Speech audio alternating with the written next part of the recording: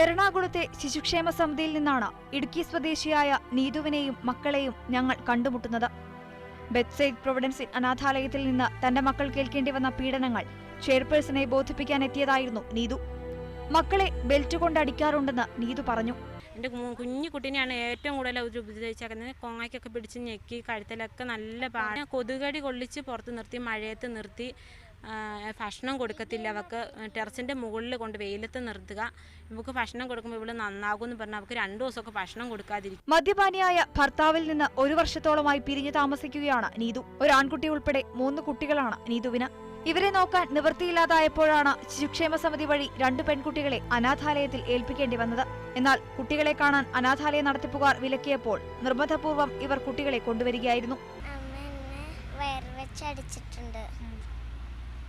അമ്മ എന്നെ കൊങ്കിച്ച് പിടിച്ചിട്ട് എറിഞ്ഞിട്ടുണ്ട്.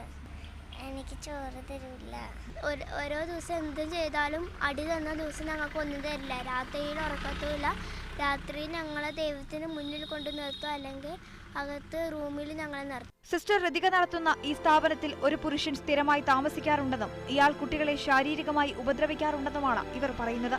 ക്യാമറ പേഴ്സൺ സാദിഖ് പാറക്കലിനൊപ്പം ആതിര അഗസ്റ്റിൻ, മീഡിയ 1 കൊച്ചി.